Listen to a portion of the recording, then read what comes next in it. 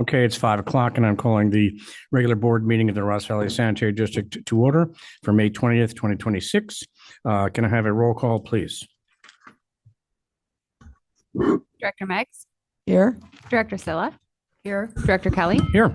Director Gaffney, Here. Director Borstein. Yes, here. Thank you. And can we now have a pledge of allegiance? Pledge allegiance to the flag of the United States of America and to the republic for which it stands, one nation, under God, indivisible, with liberty and justice for all. Thank you. Do we have an approval agenda? Do we have to move? Anybody want to move anything around? So I'll move the agenda. Okay. Second. Okay, that's been moved and seconded. Can you grab mine, Tom? And now is any time for public comment? Anyone to address the To board? vote on that, on the agenda. I'm sorry. Yes, you're right. So can we, thank you for that. Can we vote to approve the agenda? Having first and seconded, all in favor? Aye. And all opposed? Thank you. Okay, thank you. Thank you for reminding me. Is there anybody on Zoom that's public comment? So we have nobody in the room. We have nobody on Zoom. Okay. So I'm going to adjourn to public session. Closed session. Hi, good evening. I'm reconvening to open session and I have nothing to report out from the closed session. So now I'd like to move on to committee and representative report outs. So we'll start with the Finance Committee. Tom? Yes. Piece of paper I've lost.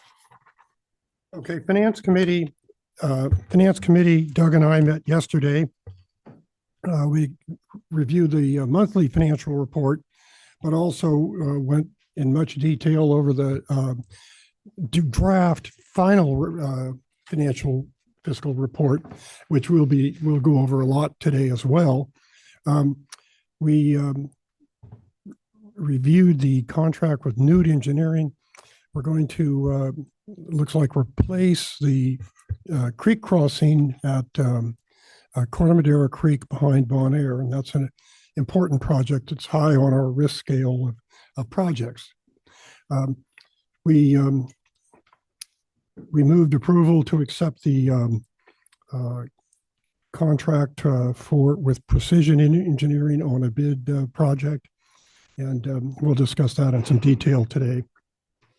And we also approved, as a finance committee, the construction management for the Fairfax capacity project. And we approved so that's a really important project in downtown Fairfax. It's one that quite crucial to our district. If I can interrupt 1 second. And Phil Benedetti will be giving a report to the Fairfax Town Council at the next meeting. I think it's June 3rd, was it? June 3rd, which I'll also be in attendance at. Okay, that's great. Thank you. Let's see, we reviewed the final closeout with Glossage on the fiscal year, I think it's 24-25 projects. That was a major assignment. And I think that's it. We had I mentioned the discussion on the district's draft fiscal year financial report. Thank you. Okay. Human Resources, Mary? Sure. We reviewed two items that are on our agenda tonight, the 17 and 19, the report about vacancies that we're legally required to do. We don't have vacancies, major vacancies, perhaps any vacancies at this time, and a sort of reorganization of our personnel policy and administrative policy based on the way our lawyers at LCW organize it. And Christina Winicky put in a ton of effort aligning it with the way they present it. And I was just thinking about how that, Christina's salary is kind of a set cost for us. She probably saved us money in the long term because instead of the lawyers spending all their time trying to figure out, well, how do we, merge the new changes into the way RVSD does things, we set it up so RVSD does things the same way. So they can just, there are always changes in personnel policy laws. So thank you, Christina, for doing that. The other items, I guess, will come up later in future agendas, the classification study that we discussed, and just one other thing, the benefits for the unrepresented, or is that somewhere in this agenda that I missed? No, I think the other thing was the CalPERS contract amendment, which is on the consent calendar. Okay, great. Yeah.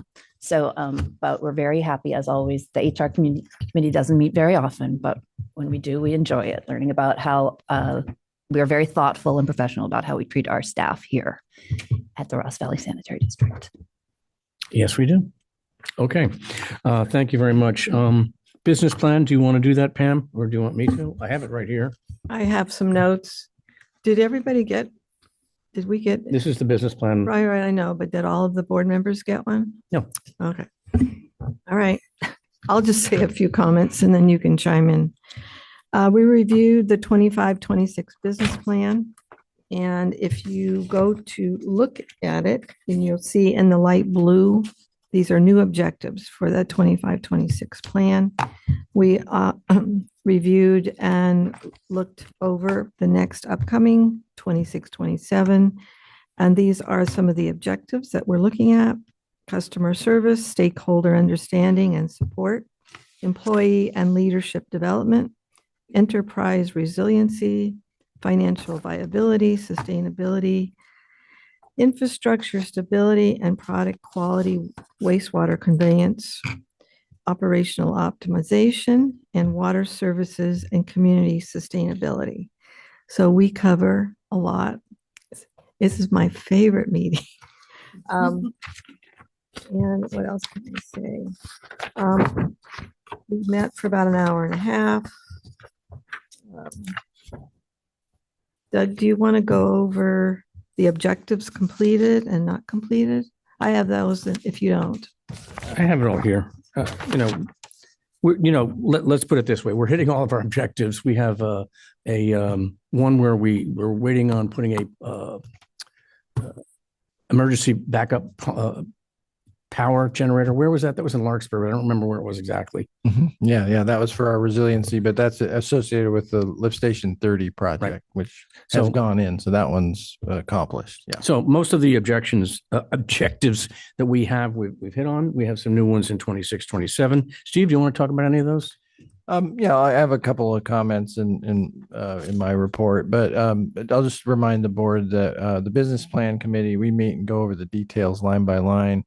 And I get feedback and then update that for the board's consideration the following month. Right. Due to some scheduling issues, this usually happens the last week of May, but we had to bring it up in the month of May, so it just preceded the May meeting. But it's not a bad time to report out that it's happened. We've reviewed the business plan and have a proposal for the priorities for the coming fiscal year that starts July 1st. And we're still continuing to work with the other agencies on our PSAs on Comcast and Facebook, LAFCO. on YouTube.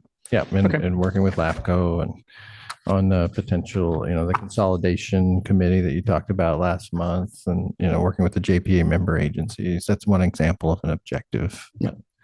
And we list out these objectives, and they also include the lead staff responsible for working on it, like the new Tyler permitting tracking software is an objective we're working on to initiate a new permit tracking system. We've made a lot of progress on it this year, and we'll really roll it out early next fiscal year. So that's an example.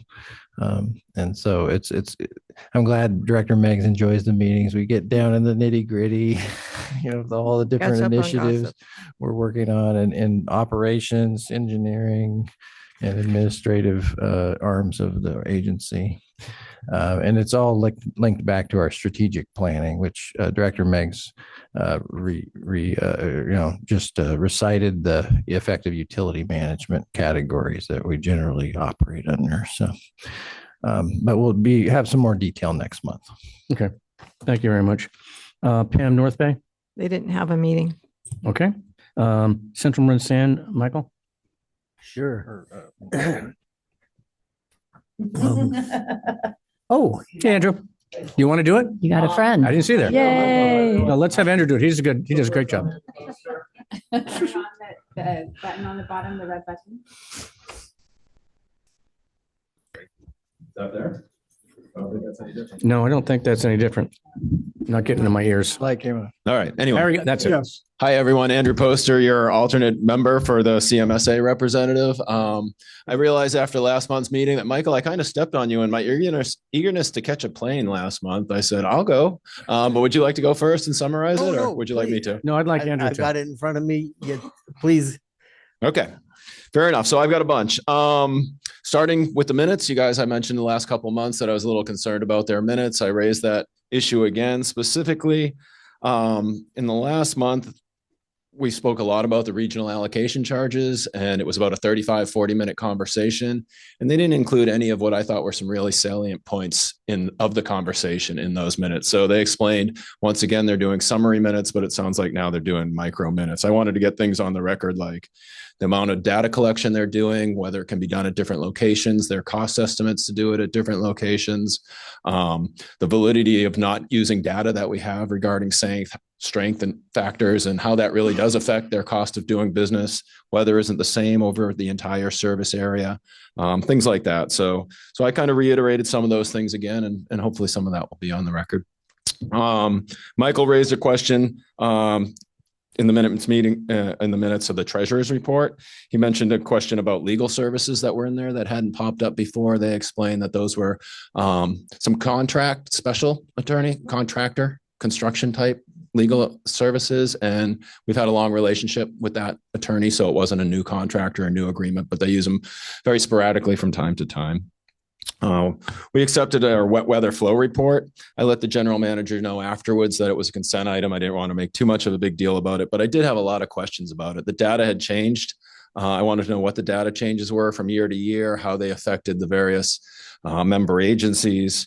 There was inconsistencies between the rain weather events and the time that they were actually blending events. So chatting with the general manager afterwards, we're going to try to get together in early June, and he can kind of quell some of the questions or concerns that I had for this district. Some routine things that we did is we approved chemical supply contract, some revised job classifications, some agency of conflicts code, and then there was a minor thing regarding a revised agency budget policy that was approved.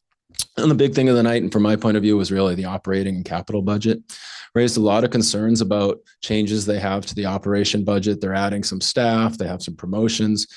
And then in the capital improvement project, they're shifting a lot of money from fiscal year 26 to 27. I didn't realize that. If you look at the report quickly, like I did beforehand, they were taking a fiscal year 27 capital improvement budget of $8.1 million, and they were increasing it by $5.8 million. And that to me was very significant and very alarming. So we talked about that a little bit. They explained they're actually not increasing the budget by then. They're shifting jobs or costs that weren't realized in 26 to 27. I didn't have a chance before the meeting to go over it with our finance rep, Tom, to really see what they were talking about. So and in the end, I voted no for the budget, got approved anyway. Again, General Manager Dow and I agreed to get together afterwards and go through the budget a little bit finer tooth comb so I can understand it and support it in the future, hopefully. And then the last one that I also voted no on, but also passed, was they have a proposed 2026 revenue bond measure. This is something that also went to CMSA's finance committee, but I didn't have a chance to debrief with Tom before the meeting to really understand what Tom's position was on it. But in general, we raised an objection that, hey, it seems a little bit early to be raising this money for your capital improvement needs and for your safety net, basically your reserve policy, when we don't know how it's going to be paid back. We don't know that all the joint powers members are actually agreeing on how it will be paid, on what the calculation is and so forth. General manager explained that they chatted with their bond attorney, and their bond attorney assured them that how they actually collect for service fees is not necessarily the same as for debt service fees. I was a little bit above my head, wasn't really sure about that, didn't really have confirmation from our team that that was the way it really would happen. Didn't see the need to rush in to this bond. I think their explanation for it was, well, the finance committee approved it already, so we might as well move it forward. That's all I have to report. Did I get anything incorrect? Can I comment? I wish you would, yeah. Yeah, the finance committee approved it 2-1. And I voted against it because I believe that when the largest ratepayer in an agency is paying their bills under protest and is filing a mitigation request, that should be solved before you sell bonds. So I voted against the timing of the bond election, pretty much exactly what you did. Now they're talking about debt services raised on the debt service charge. Remember that calculated based on the number of EDUs, but their coverage and everything is based on all their revenues. So the CMSA has a debt plan that's divided up by EDUs. Okay. And they have their regional service charge, which is should be based on flow and strength. And they're just trying to switch it to just flow. But those are two different charges. But basically, it's all mixed because each year, their budget is, and we, plan their budget, our total charges go up 4.5% a year, everybody's. And so it's just a mix. If you raise one, the others go down. So I don't know. I talked to our bond counsel, and he was very uncommittal about whether it was a disadvantage or not. I spoke personally to what's his name? Sean Tierney. Sean Tierney, yeah.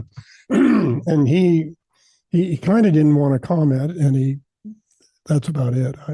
He didn't do any reassuring. He's the bond counsel for both. He's our bond counsel, Yes, correct? So he's yeah. bond counsel for both CMSA and for us. Could we let Michael Collin too know about this issue as well? I would say. I mean, that is another thing that, is happening in the ether. Thank you. Okay, well, that was Eli Beckman made good work. a comment admonishing us that you had talked to bond counsel outside of that was inappropriate. I told him, well, whatever. So, Yeah, thank you. I forgot about that. Yeah, I did say On what- I'd check in with you and see if that was accurate. Yeah, That is, on what basis would that be Yeah, I don't agree with inappropriate? that. That's, because he I don't wanted agree with that at all. yeah. I course don't. not. I These are don't agree public with it, and meetings he and- didn't mention it at the finance committee either. But he's our bond counsel too. And so this is a major disclosure item for them. And he has to know about it. Yeah. I have a quick question. Is this for 20 million, the bond? 8.5 million. Yeah, 8.5 million. And what's it for? It's for 20 years, basically to replenish their capital improvement fund and reserve fund. we're not saying not to do it. In fact, Tom said, we need to do it. It's just the timing of it now is inappropriate because there could be some anticipated litigation, which then puts who's going to pay for it. Well, it in casts a negative on the sale. You've got this, you're selling bonds and your major ratepayer is disagreeing with how you raise rates. That's not a real positive when you go to sell bonds. That was my entire point. Yep. And I So- said, postpone it. And you seem to have said the same thing, Andy. So Yes, we did. We voted. So it was a 3-2 vote. It was an interesting thing because Dean DiGiovanni, rightly so, his daughter was busy having a baby up in Alaska and could not attend. And I had made a stink about you can't chair a meeting remotely.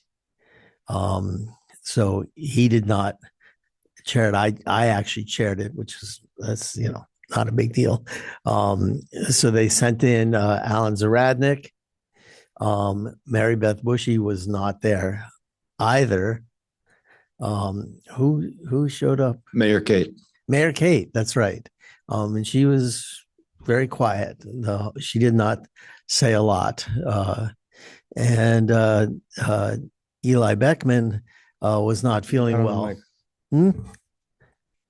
You weren't talking into it. Oh, Eli Beckman was also remote because he was not feeling well. So it was interesting that the three major players were not in attendance at that meeting. Was that noted in advance or was that voted on at the beginning of the meeting? No, it was the Eli Beckman being remote was first thing in the meeting. No. Okay. We did that correctly. Okay. What was the date of that meeting? Yeah, hang on. It was May 12th. Thank you. May 12th. Tuesday, May 12th. All right. Excellent, Andrew. Thank you very much. Thanks, guys. Okay. Thank you, Andrew. Verbal reports by general manager. Very good. I'll try to move through this quickly. I've got 6 items, but just little updates. So the first item on Sunday, the Marin IJ had an article on the substantial completion of Lift Station 30, the Heather Gardens Lift Station, which was a joint project with the city of Larkspur, separating the stormwater pump station and the sanitary sewer pump station from out of the same building where there was infiltration and inflow issues, and having them be separate, co-located facilities where no more infiltration inflow will happen. But also the project had all these benefits for sustainability. The generators are low emission generators, replacing a very outdated generator. The facility is placed at an elevation that will withstand sea level rise impacts, so it's climate resilient project, as well as just modernizing the facility for more efficient operations by staff. And O&M staff were very heavily involved in the design and construction process. So it was a very successful project. But I'll just mention, why did the IJ feel like they wanted to report on it? Well, it is a good collaborative project with the city, but the journalist told me that it was inspired by the GM Bulletin story of substantial completion. So that's it was encouraging, and I encouraged the IJ to look at our monthly bulletin for ideas to report about, because there's a lot of education pieces in there, as well as an emphasis on what you read every month in the monthly metrics report. We go through stories that we hear from the field and we share them in our monthly bulletin. So I thought that was a great outreach story.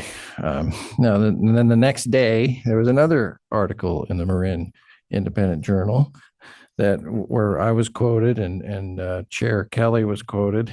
And so an issue has come up, and we've distributed a letter, and this is available to the public. But it happened after the board package was published.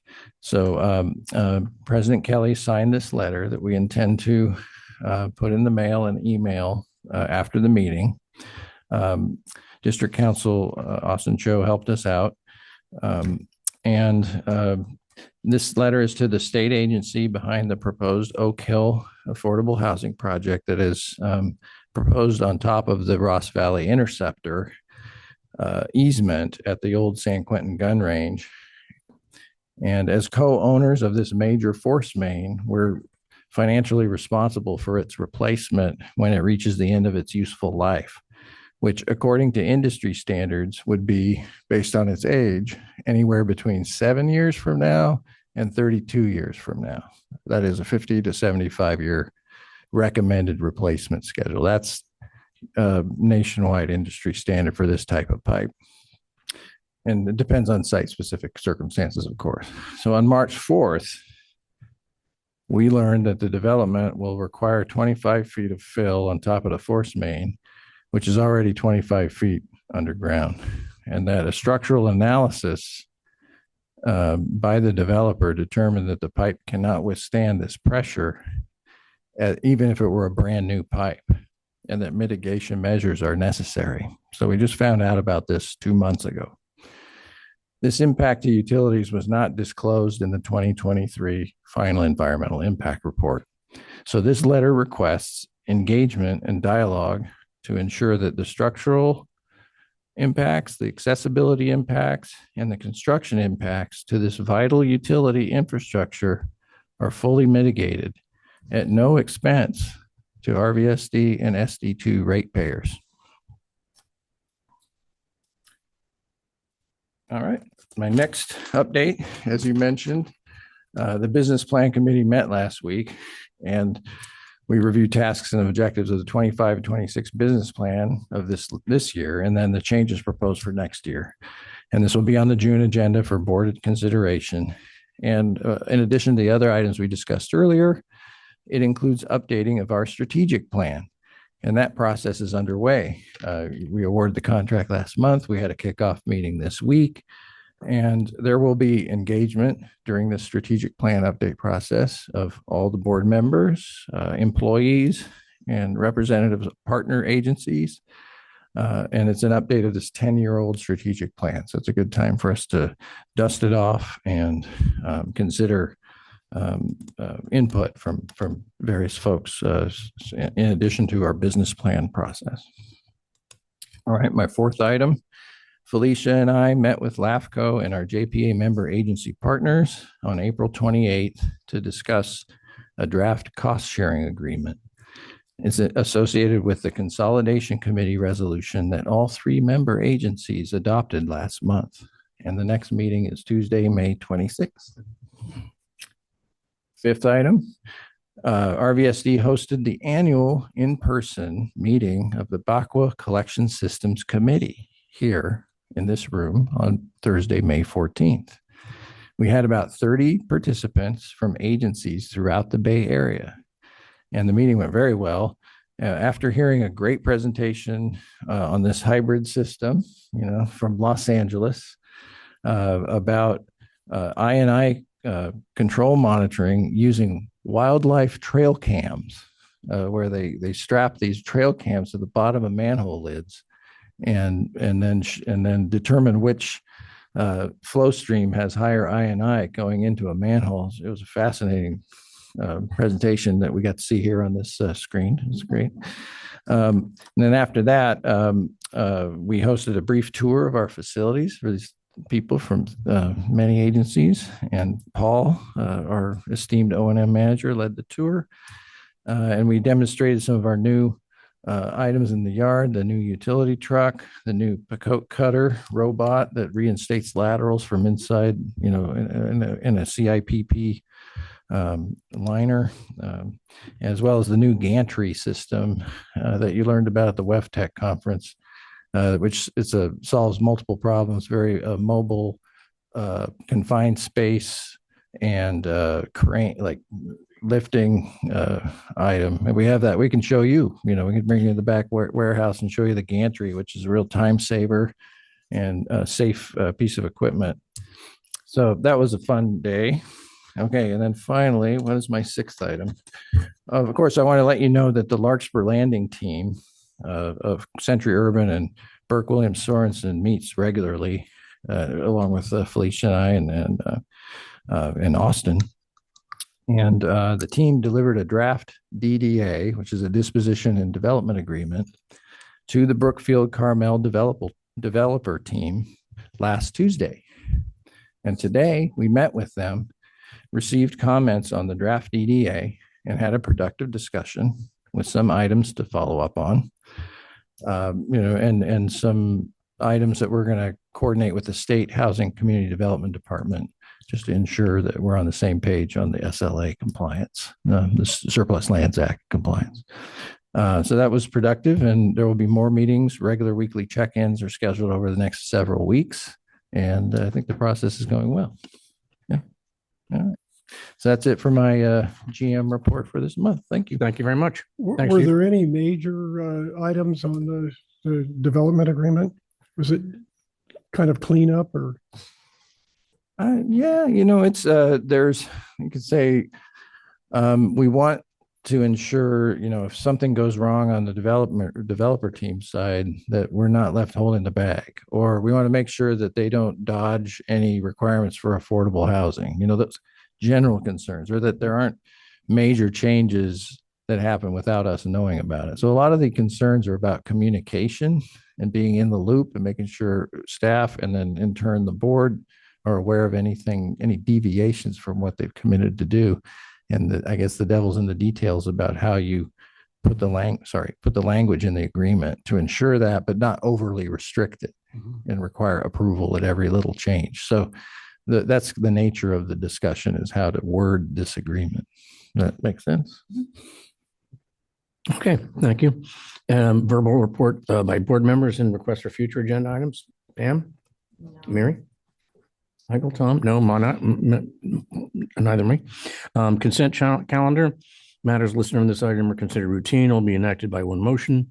The consent calendar may include resolutions, therefore the motion, second, and vote will also be applicable to resolutions and recorded accordingly. Before we do that, do we have any public comment, any public on Zoom, any public in the room that want to comment? We do not. Okay. Anybody want to pull anything? Yeah, I'd like to pull C. All right. Let's talk about C. Felicia? Okay, well, on board packet 48. So this is a standard amendment to our CalPERS contract. And item 9, public agency elected and elects to be subject to the following optional provisions: 2 additional years service credit and military service credit as a public service. Do we do those? And what's the 2 years option? I mean, we can just give 2 years of additional service credit?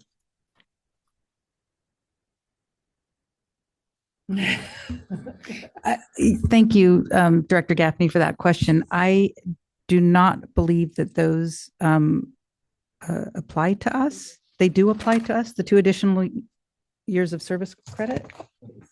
Oh, and the military service. Right. Okay.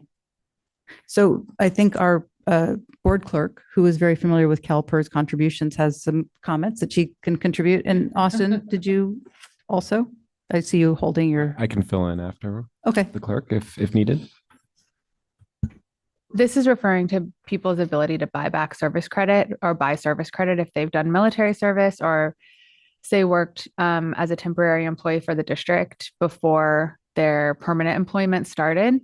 And so they can only apply for up to 2 years of buyback or military service buyback And they, per this contract. okay, so then they have to fund it. Does it create an unfunded liability for us? It does not. Well, it does in that the service is added to their service credit, but it doesn't create an immediate bill for the district. Okay. And that's why it's subject to such a minimal time period. Do we? If somebody has 20 years of military service, they can buy that? They can buy 2 years of it. Just 2, okay, so on either one, it's only buying 2 years. The other one is additional service or military credit. Oh, the military one is not necessarily only 2 years, but the additional services. But it doesn't, I mean, the specifics about the military service buyback is a relationship between the district and, I mean, the employee and CalPERS. It's not their entire military history that can necessarily be bought back, but it's a CalPERS decision. It's not a district decision. Okay. Do we have any employees that fit this category? And if so, what's the damage? How many? Well, our employees would have to apply for that, and we have had employees who have done that, but it's, I mean, I would say nearly impossible to tell who would do that. And also all of our employees' military history, and if they would apply for that, and then if CalPERS would accept it and how much CalPERS would accept is something that would be completely out of our hands. All right. Austin, did you want to add to that?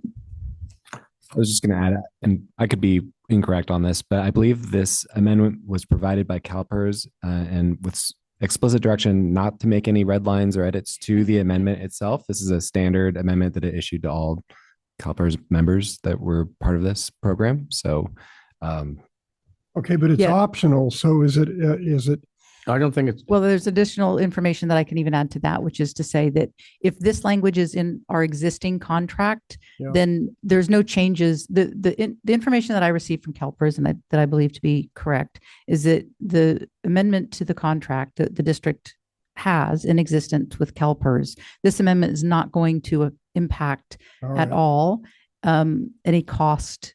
There will be no cost impact to adopting this amendment. So the existing provisions of the CalPERS contract with the district remain unchanged. The only changes that CalPERS is asking us to include in this amendment is to add the language with regards to the PEPRA employees having a retirement benefit of 2% at 62, whereas the classic employees have a retirement benefit of 2.7 at 55.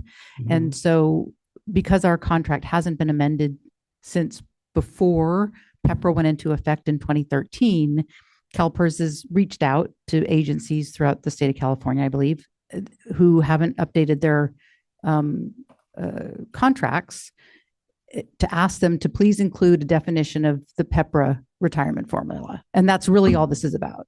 Okay. All right. Okay. I just didn't want to get a whole brand new Mhm. hassle of unfunded liability. Well, also, and the word optional Yeah. it's optional to the employee, not it's optional to the district. Oh, Yeah. I think maybe that might have been what triggered okay. you. Yeah.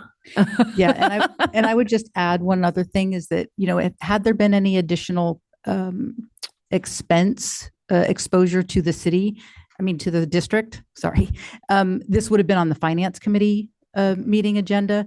As it was just on the HR committee agenda because there was no fiscal impact to the district.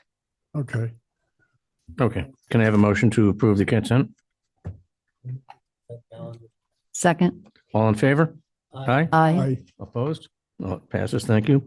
Number 12, consideration of authorizing the general manager on review and approval of council to approve task order number 9 to the master services agreement with Newt Engineering for design and engineering services during construction, ESDC for the forced main 33 replacement project in the amount of $362,233. Oh, good. I'll do a brief introduction. As was mentioned during the Finance Committee overview, this project addresses the highest risk force main asset, according to our force main assessment work from a few years ago in the infrastructure asset management plan. And Phil Benedetti, our senior engineer, will go over some of the project details and our recommendation to work with Newt Engineering. I'll just say they had worked on the upstream pump station and part of the force main in a project several years ago. So they're very familiar with the layout of and the infrastructure assets that are connected to this system. The design services deal with that crossing of Corte Madera Creek in through the Cape Marin neighborhood en route to a manhole in Bon Air Center, the shopping center. And then it goes into a gravity system to pump station 12, the brick building next to the Chevron station, which pumps into the regional force main to the treatment plant. So it's an interesting circuitous route of this facility. The force main is a higher risk because it has some components, flexible joints at the creek bank at Corte Madera Creek that are, we think, made of rubber. And so the pipe was laid in about 60 years ago. So, but we did the acoustic study in 2021 and didn't see any leaks. So it wasn't an imminent threat, but we knew this was a higher risk asset because of its age. It's a concrete pipe, I think, underneath the creek where the rubber flexible joints go. So this is something that we're eager to replace and want to bring a team together that's very competent because we have to show a lot of information probably because it involves some state agencies. So anyway, with that, I want to hand it off to Phil to give you more detail on the proposed proposal. We have Mark Wilson here of Newt Engineering. Who? Thank you for coming by, Mark Wilson. And you can also add a little bit of commentary on the project and always has some good history to provide. Okay, thanks, Phil. Great. Thanks, Steve. So yes, the project number 965, the design contract that we've got for you tonight is looking to replace about 663 linear foot crossing of Corte Madera Creek with force main 33. Replacing that 60-year-old pipe is the focal point of the project. We're also evaluating replacing a good amount of force main downstream of that crossing, as well as some gravity sewer mains that are behind the Bonaire Shopping Center. Included in this design work is also a review of the capacity for evaluation of the capacity for lift station 33, which was at the epicenter of our flooding issue in the Larkspur Marina HOA that we had this past winter. District staff was unable to increase our pumping, or we were hesitant to increase pumping flow rate through this force main. As Steve mentioned, there are rubber sections of that we don't have a good confidence in how much pressure we could put into that pipeline. So naturally replacing it and potentially upsizing the existing force main is something that we're going to evaluate with Newt, as well as the upsizing the downstream portion of that, which I believe is also some substandard PVC material in some locations there too.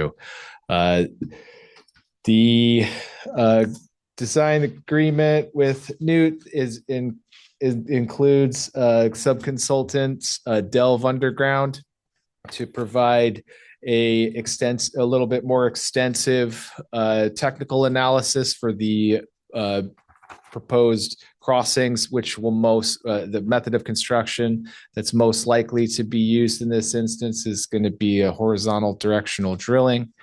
So a little more extensive analysis is needed for this. As Steve mentioned, we're crossing state lands, so we will need to obtain permits from the State Lands Commission, as well as the SF BCDC, the Bay Coastal Development Commission. Is that Bay Conservation and Development Commission. Sorry, what did I say? Well, yeah, Bay Coastal BCDC. BCDC. Thank you. And sorry, I got a little off track there. So the extra analysis in there from Delve Underground, who has a very extensive history working on trenchless methods of installation in the Marin area, at least recently, as well as others, for difficult crossings of challenging right of ways, I would say. So they're going to be providing a bit more attention to a lot of the technical details that will go into this, which will help us head off any potential questions from the permitting agencies and make sure that we are able to keep on track with our planned construction of the project, which right now we're targeting June 2027 to commence construction. And a big part of that would be having rock solid analysis going into our applications. Newt Engineering, we're no stranger to working with them, task order number 9. And I've worked with Mark and Newt on many projects here at the district. And we feel like they would be a good shepherd for the project here. As you can tell, there's a lot of we're working in a sensitive area. And with that, I guess I'll turn it over to Mark if you have anything.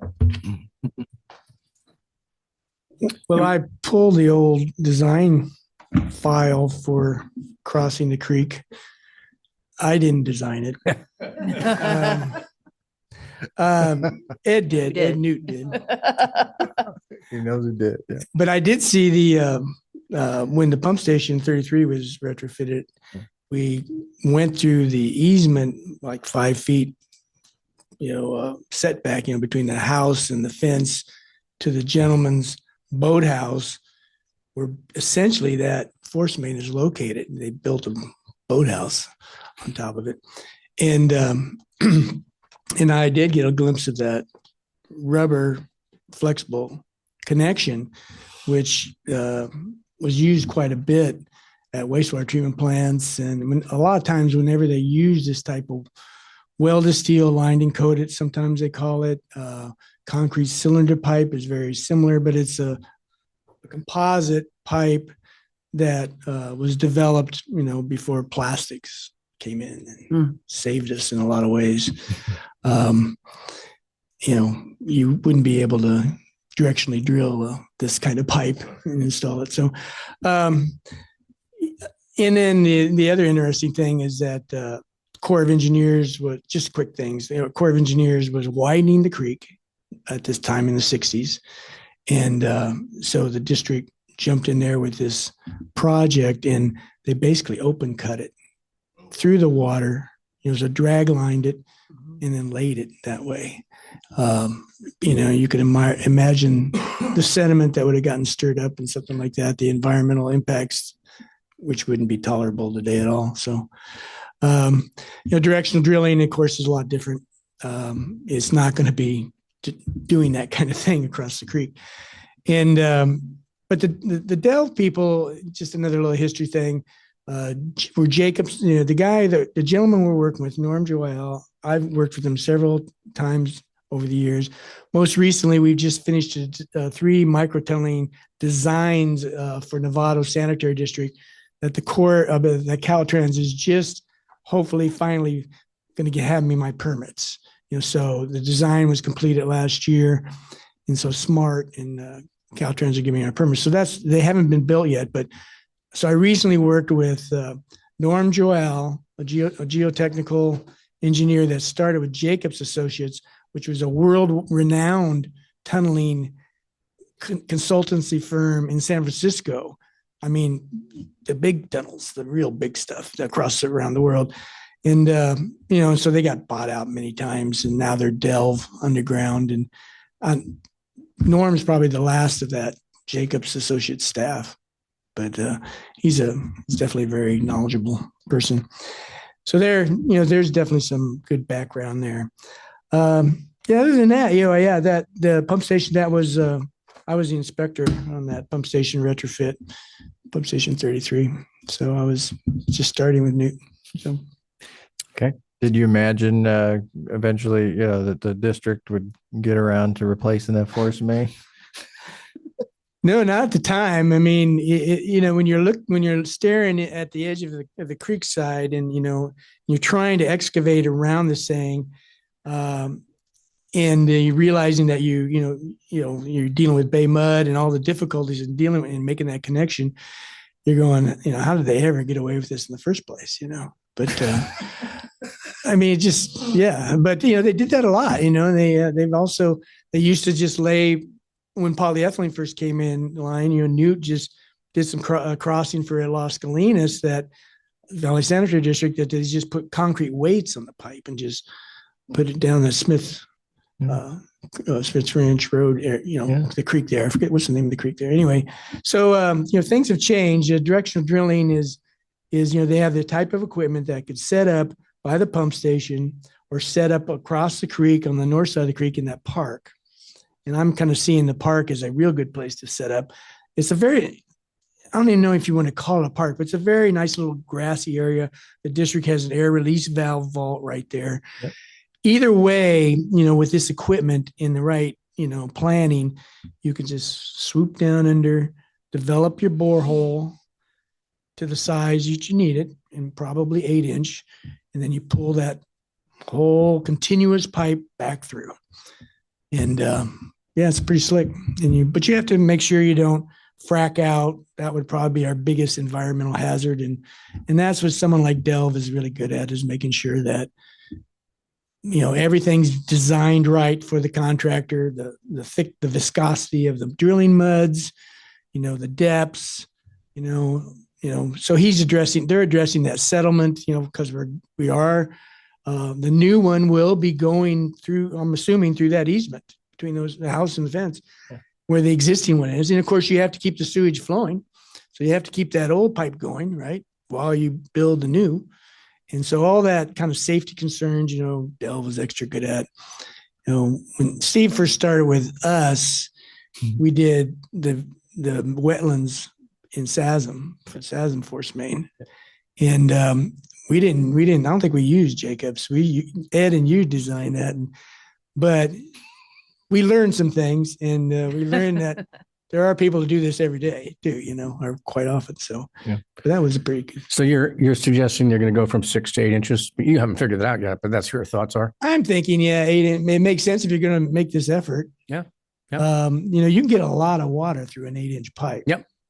But And with the flooding, the king tides that will Mhm. come in the future, and Yeah. just having the capacity to move water out of there, yeah, it's something we're going to look at.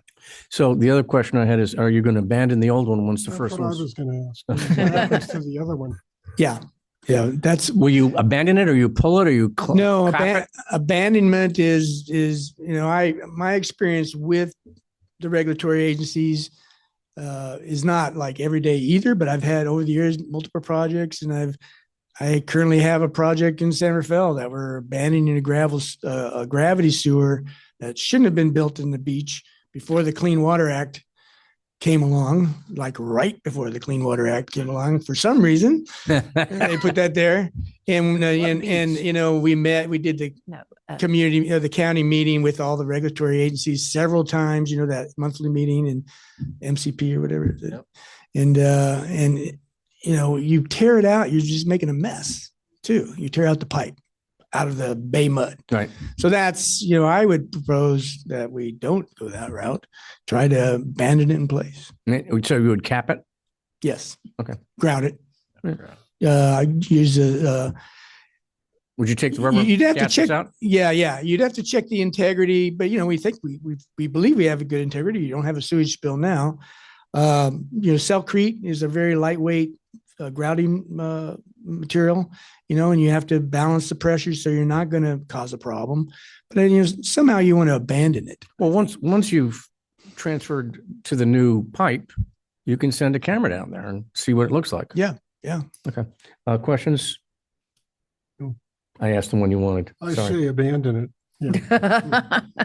Let's leave it to the experts. Okay. Anybody else? Any public comment on this? Anybody on Zoom? Okay, no public comment. Thank you very much, Mark. Great job. Yeah. Thank you. Thank you. Okay. Yeah, if you want to see a picture of that park that he was talking about, the nice little Mhm. working area, it's part of our photo library that's out in the lobby. Oh, show us when the Yeah. meeting's over. Yeah, it's Which one it is? yeah, we have a ARV picture photo montage. So that's a tribute to what we look like in the community. Like where is our infrastructure? And that's one of them. Cool. Yeah, thank you, Mark. Last thing for this item that I did want to mention. So you'll see the total amount for the agreement is $362,233. That's the amount not to exceed. You'll notice it's a bit higher as a percentage of our preliminary cost estimate. I will say that after reviewing my preliminary cost estimate that I prepared back before more recent numbers have come in for directional drilling projects similar to this, I would expect that estimate to go up considerably. So that's the percentage of the cost of construction would be lower, but also, as I mentioned, that additional analysis and the complexity of the project. Licensing. Yes. Yeah. So it's good news that the percentage is going down, but it's bad news that the So he's got to get licensing. See, Lands Commission, the San Francisco Bay Conservation. because I was going to ask you that if the engineering is much more difficult than we thought, the project is probably much more difficult than now that we consider it. So I don't know. It's pretty. We'd hate to have that thing fall apart on us. No, that would not be good. We'd be kind of famous. These The pipes friends went, of Corte Madera Creek would not be our friends anymore. this pipe went in before that housing development, right? Back there, what I guess you're calling it Cape Marin, which I've never heard it referred to as that. So I went and I looked. never have either. Larkspur Marina Drake's or- Landing? or which Drake's Landing. Drake's Landing, the one on the Bonaire side of the creek. Yeah.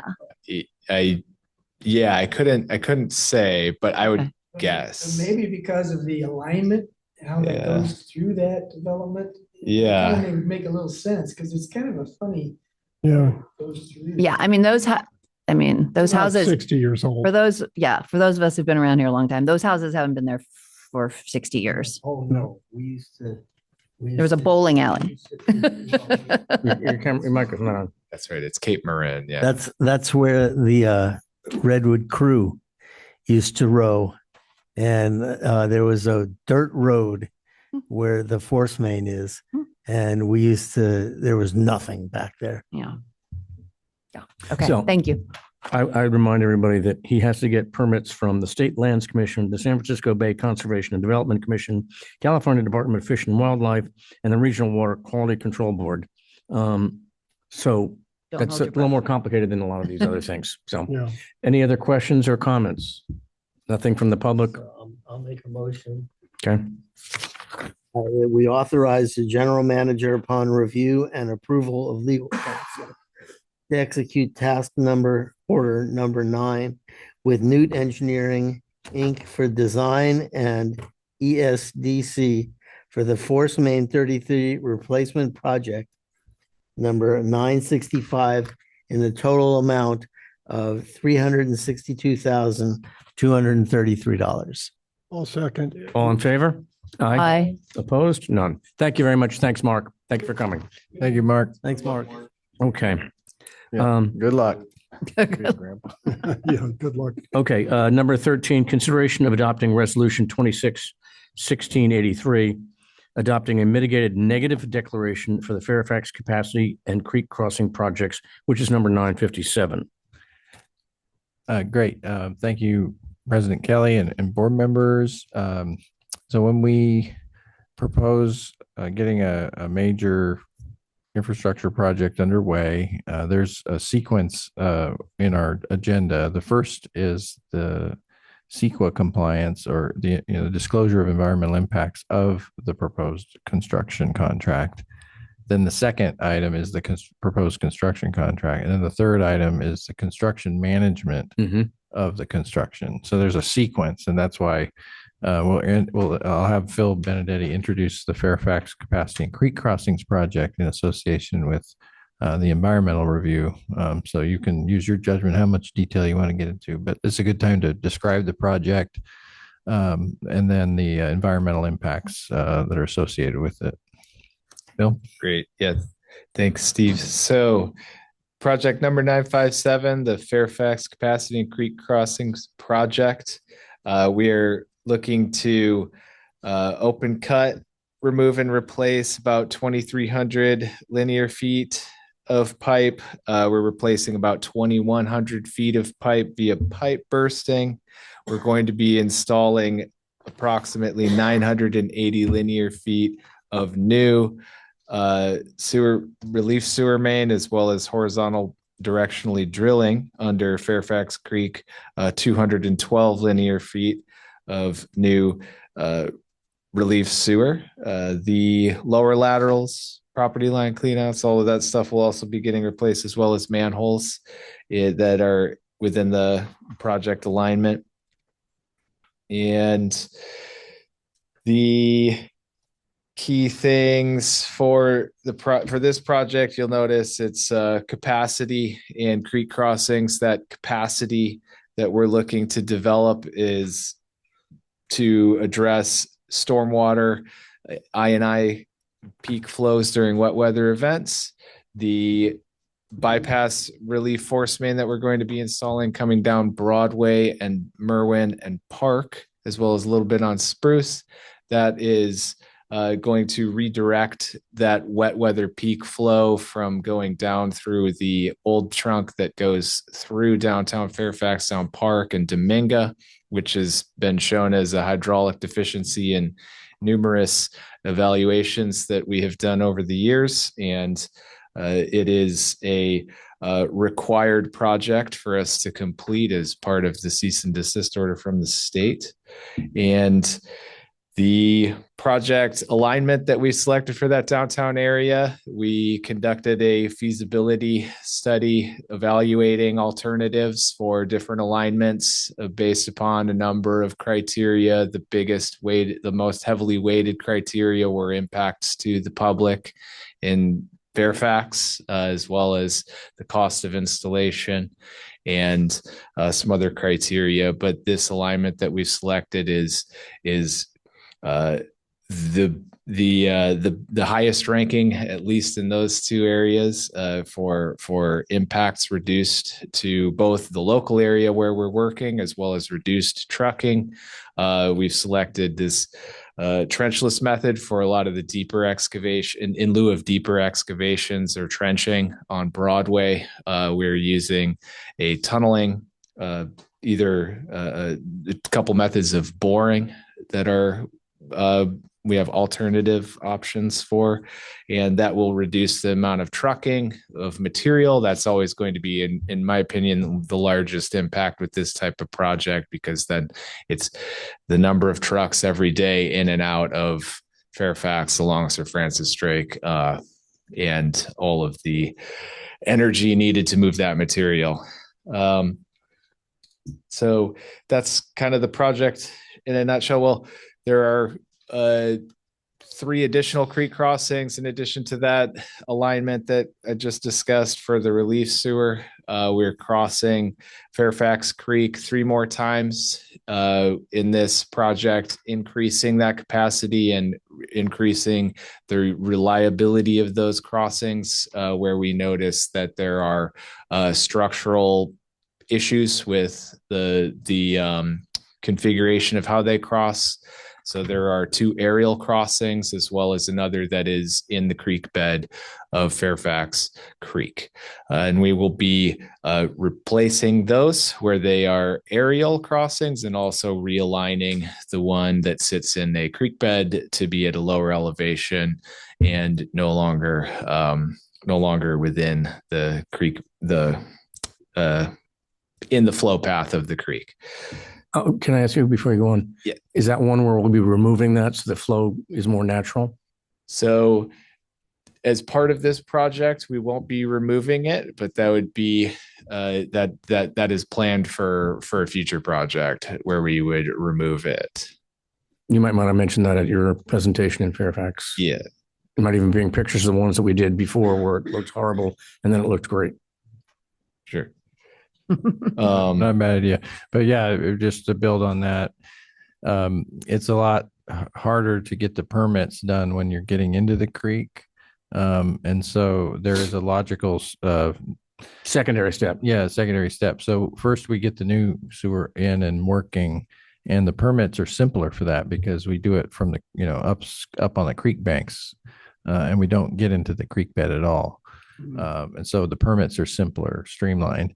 If we actually got the permit to take the sewer out, it would make the permit process much more onerous. It's ironic. Yeah. But if we do a second step, then they're happy to have us do it. Yeah. And then we also can get a fish passage forum grant like we did in Ross Creek a couple of years ago. We can get funding to remove the sewer. Yeah. Great. Okay. So the EIR was subject to review for about a month, right? And Correct. the city of Fairfax didn't comment, or did they comment? We did not receive any public comment on the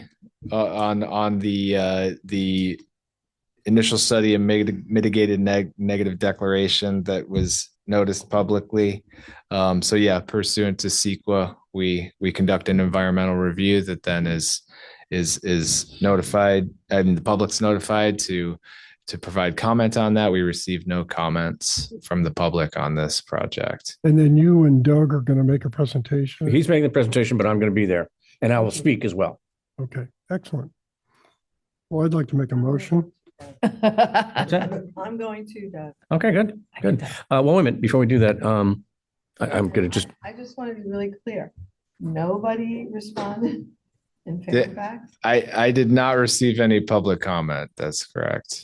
and they did publicize it, right? Or how, I Yeah. never heard about it. They were mailers were sent out to the property owners within a certain radius of the project. Okay. Before we have a motion, any public comment? Anybody on Zoom? Okay, thank you. Now you can go ahead and make a motion. I move we adopt resolution 26-1683, adopting a mitigated negative declaration for the Fairfax Capacity and Creek Crossing Project, number 957. Second. All in favor? Aye. All opposed? No, passes. Thanks, Phil. And I think you're not going anywhere yet, are you, Phil?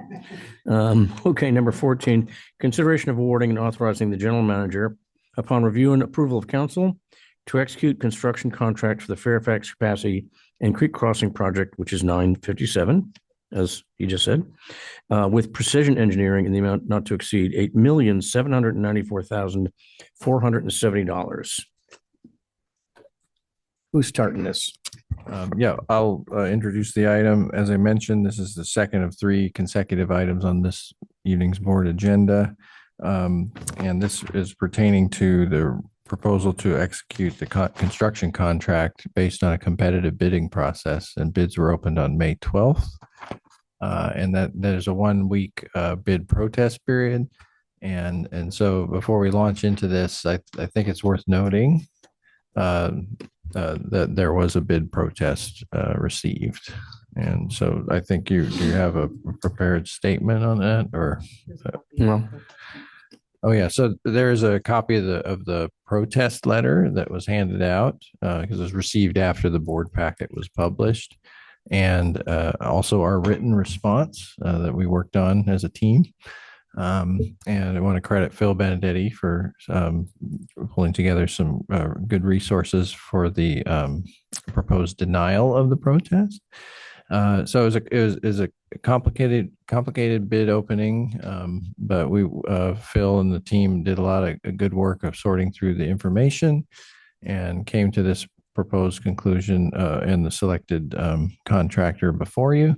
But then, I think with that, you've got some comments prepared on this topic. Well, before you do the bid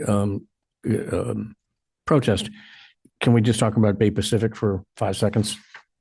Yeah, well, I think I want to hand it over to Phil. But I'm just letting you know there's some irregularity to, we've had a lot of good fortune in having uneventful bid openings over the years, and there's just some details to this bid opening that I would ask Phil to he's prepared some comments on that, and but we're very positive in our recommendation going forward, and think we have a strong recommendation. But Phil. Yeah, thanks, Steve. So yeah, I guess I could just start with discussing the bids and how they came in. You'll notice on the bid tabulation that I might need some help with the packet numbers, but I guess the best one to turn to would be the last sheet of the bid tab. These are 11 by 17 foldouts that have color spreadsheet on it.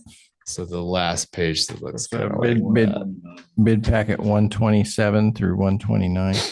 Yeah. So you'll see from left to right the list of the bids that were received and the contractors in each column. The lowest bid at bid opening was Bay Pacific Pipelines with a bid amount totaling $5,635,750. That's page 129. Page 129. 129. It's the folder. Right, I got that, but there's also 122. 127 through 129. Yeah, that's that. But I'm saying the bid numbers are also on 122. Oh, right. The overall.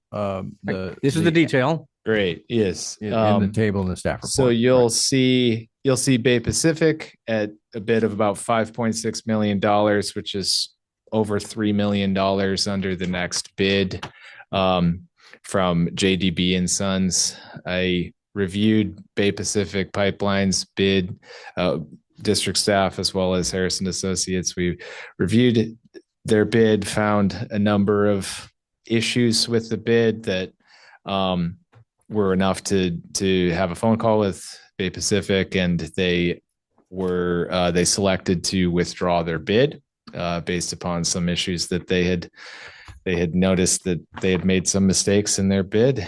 So they withdrew in a timely fashion. And the next bid reviewed in line was from JDB and Sons Construction. When their bid was reviewed, it was revealed that the qualifications that they had submitted were insufficient for the methods of construction that we had selected. So in particular with pipe bursting in some sensitive areas, including riparian areas, as well as private property that we like to have contractors that are very experienced naturally. Their pipe bursting qualifications did not meet our standard, so their bid was rejected. And that put Precision Engineering in line as the apparent lowest responsive and responsible bidder. Then I guess that brings us up to our the protest at this point. Disney Construction has submitted the letter of protest that you guys have been provided with. The basis of their protest is that the item for the mobilization and demobilization is higher than what our specifications stipulate, that number must be 5% at a maximum of 5% of the total work value for the project. And their value for that number exceeds that. But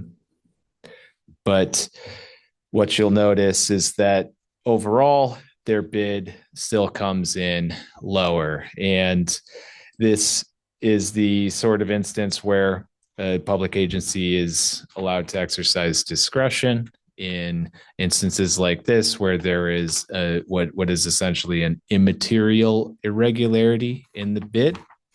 You'll see that contractors place values into all of these line items in various ways for different, maybe strategic reasons or other reasons for that. And but overall, what I would direct you guys to is on that last page. When we're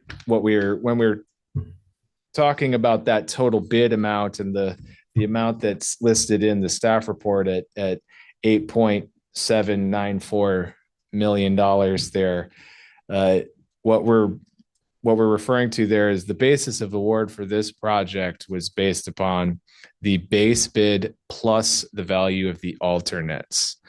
So those alternates are options for the district to select an alternative method of construction or installation of the new of sewer main, basically. And when it comes time for construction and execution of the contract, those alternates would be used in lieu of other items that are within the bid. So those items are revocable, is what we call them. The revocable bid items, when you subtract those, if you use one of the alternates, I've put down in the very last row of that sheet, you can see the final contract value that would be expected with using the alternates. And if you do not select any of the alternates, then it would be the base bid subtotal, which is at the top of that same sheet there in that table. So you'll see for Precision Engineering, the contractor we're recommending award to, the actual expected contract value will end up somewhere around $7.6 million, depending on which alternate is selected. We're talking about maybe a $20,000 difference if you look at that. So just to be aware of that. Disney Construction, however, their bid was strategically placed in a way that their bid that was submitted at $8.9 million, you can see that if we were to select them, the actual contract value would remain at about $8.4 million. So you don't see the same step down from bid amount down to the actual contract value. So this represents if we were to reject Precision Engineering's bid on the basis of a technicality, we would increase the project cost by over $750,000. So in these types of instances, in the interest of the public, we are able to exercise discretion and proceed with awarding the contract to Precision Engineering, as this did not give them any sort of an advantage in winning the bid. It is what we would call immaterial. It doesn't impede a fair execution of a public bid.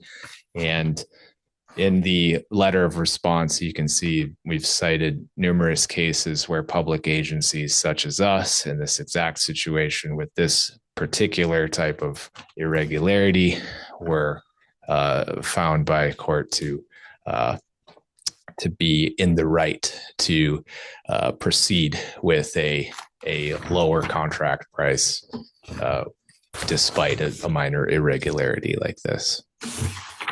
Okay, thank you. All right. Comments, questions? Well, I was assured that at our finance committee that we're justified in waiving that requirement, and so it's to our advantage to waive it. And if the rules allow us to do it, then I think that's the right decision to select Precision. I think as Phil said, it's an immaterial irregularity. It doesn't impact price competition, fairness of the bidding process, or the district's ability to obtain work at the lowest responsible bidding price for the public. This is about the public. Okay. Anything else? Any other questions? I wonder why Steve wrote the letter back citing case law instead of Austin. And does Austin agree with everything that has been said about, because they're citing a lot of case law, and shall means shall, I reviewed the letter and offered some comments on it. So okay, great. It's got my thumbs up. Is there anyway, do you think the lawyer writing a letter and getting a letter back from the general manager is a good strategy? I'm not being sarcastic. It's fine. The letter from Disney was by their attorney, but it was directed to Steve. General Manager Moore. Good point. Okay. Great. Cam, you have anything? No, the one thing we did learn at Finance Committee too is that this is over our engineer's estimate. So the project, but it looks like there are 3 bids that are pretty close, but the project's going to cost more than we had a preliminary. It's a big project. Again, as Phil pointed out, reminded us, I think we all knew this is the last one required by the cease and desist. We don't have any real choice. It's just, and we want to do it. We want to do it right. Right. And we this could substantially lower the risk of floods from Fairfax. So it's their best interest. And they've got, just before us is MMWD doing a big project. You got PG&E doing some projects with underground pipes as well. And then we're coming in. So it's going to be difficult for the traffic people because the residents are going to have we're going to be the end of it. And they're going to be, fed up to here with it. But once it's done, it's going to be better for the town for many, many, many years. I think, or Phil, are we really at the end of it? I think the town's got some work too, right? Yeah. So the town of Fairfax is also on Park Road. They're installing a new storm drain as well as doing some paving on that street. Thank God. Back when it was originally planned, I was expecting that to already be done. Not the paving portion of it, not the paving of the portion that we need to work within. But it's looking like that might be happening around a similar time frame that we might be there. But we are no stranger to working around other contractors and projects, and we can coordinate through that. But we are, and we're working with the town of Fairfax to get our pipe in before they pave that section of park, so that we're not tearing through new pavement, and they're still able to secure to get their funding that they're expecting, which for the paving portion for that project, they need to be finished by the end of this calendar year. So yeah, we're coordinating with them. We're working with them. MWD will be coming they are on Bolinas right now, working their way toward our project area. But again, the method of construction that we've selected, we should avoid most of any major traffic control conflicts. We shouldn't have overlapping traffic control.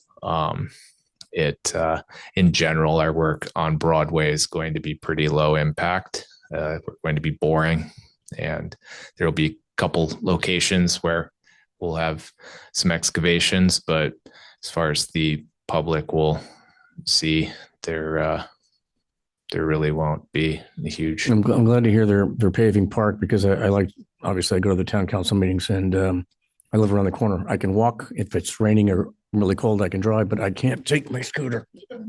It's just insane. It's really bad. We got to work on those roads. Okay. Any other questions, comments? Anybody on the public? Anybody on Zoom? Okay. Do I have a motion?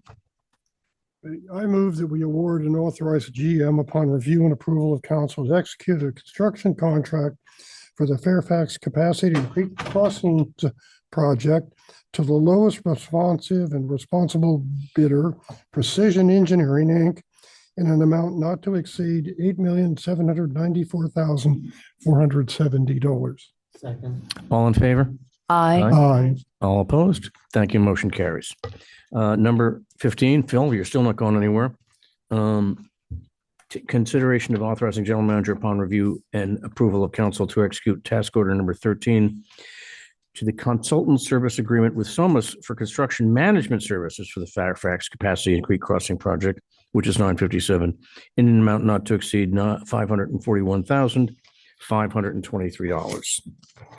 Yes, and so the third of three board items on this project is for the construction management contract proposal, and we're pleased to recommend Somas. A lot of history and experience working with us in challenging neighborhoods of our district, and so we're glad they were available to assist us with this project. What we've been discussing has many flavors of pipe bursting, trenching, tunneling, jack and bore, all kinds of methods of installation, and so in tight quarters. So Somas knows what our expectations are and knows the community, and so we're pleased to learn that they're available to assist us in this project. And any other comments, Phil?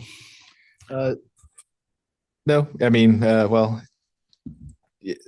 Somas has been a great partner to work with on a lot of complicated projects. They have the right touch for a busy downtown area in terms of helping the public understand what's happening and communicating any construction work to businesses and residents.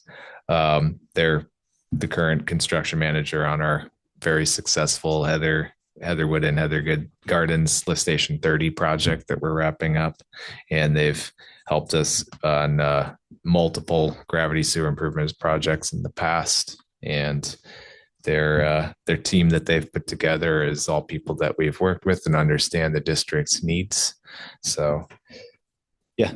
Yeah, a big part of what they're going to help us with is managing the contractor, right? So, that's what they do. And we'll have some schedule expectations, and trying to coordinate with other utilities. And so having an experienced, capable construction manager is a great asset to our district. Okay. What happens? I'm sorry. What happens if the construction schedule goes on for another month? Sorry, if it goes on for another month. Basically it's a time and materials for contract. I mean, they just add up their hours, but what if the contract goes on for 2 extra months?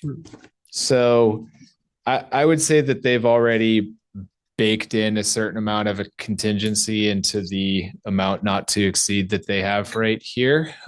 If it exceeded that, then we would need to do an amendment to their agreement. But I mean, on all the projects that we've worked with them, it's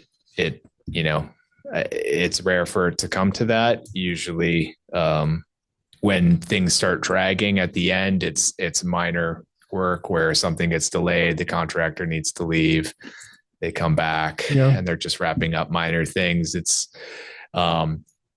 if somehow what we expected to take 100 days ends up taking 150 days of actual construction work, then that in that scenario, I would expect that we would need to do an amendment if there were unforeseen conditions that drove us into that. Then that's That'd be getting us into the rainy season as well. So that's not something we want to. So the answer is, though, that if it's justified, you negotiate with them and try and be fair. Yeah. I'm just saying we don't want to have to go into the rainy season. I think we've had those situations where construction actually stopped for some reason, right? And then so much goes and does something else, and then they come back. Like their costs run linearly with. Yeah, we don't want them billing. Right. They're not standing around. We're not paying them to stand around and watch nothing going on. Yeah, when we had some pandemic supply chain issues on pump station projects, we suspended weekly meetings for a while we waited for delivery of products. That's an example, so that they weren't charging for weekly meeting management. Okay. So I just want to say something about Fairfax and the process on how people get through town. And there is a big influx of bicycles. And so I agree with you on the supervising, whoever the manager is, because it will be critical with the park there and summer. And I think the park will probably have to be closed maybe, but yes. So maybe that can just be helped if anybody needs, let the community know how to reach them if they have issues or complaints and all that early in the game. Thank you. Yeah, yes. And, our project signs, if you've noticed them, have the construction manager contact information pretty boldly indicated. So that will definitely be, an opportunity for folks to get answers to questions. And that is a system that works. Our construction managers definitely hear from folks. Phil, are we talking about closing Perry Park or some park? Which park is this? Perry? Is that that's on Park Road? Our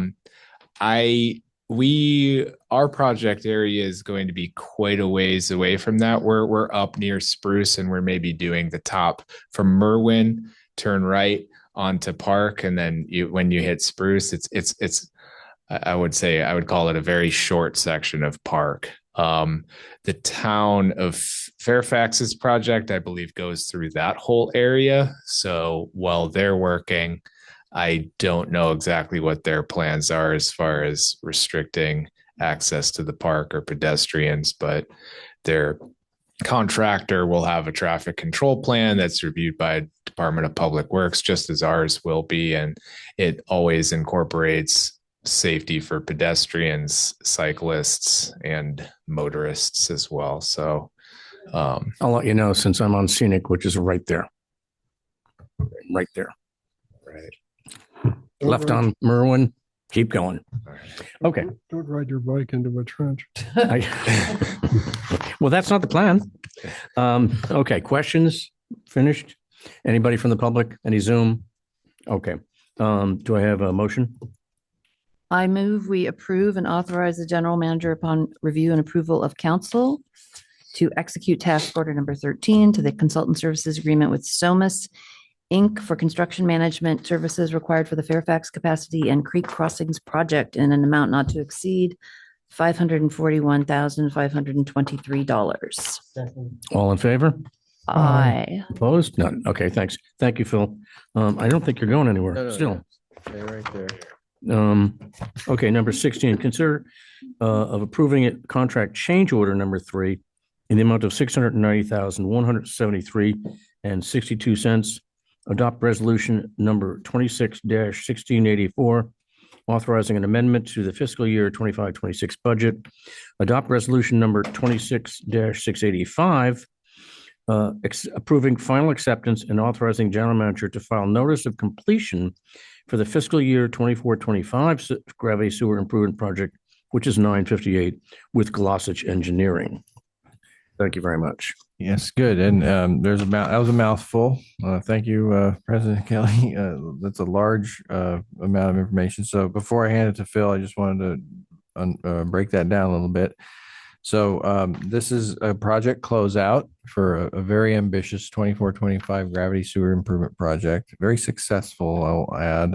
We started about 2.5 miles or so of project scope, and it expanded about 3.3 miles, which is in combination with the Palm Man Cypress job, which is over 2 miles. I think we set a record on the amount of miles in a year that we've rehabilitated, at over 5.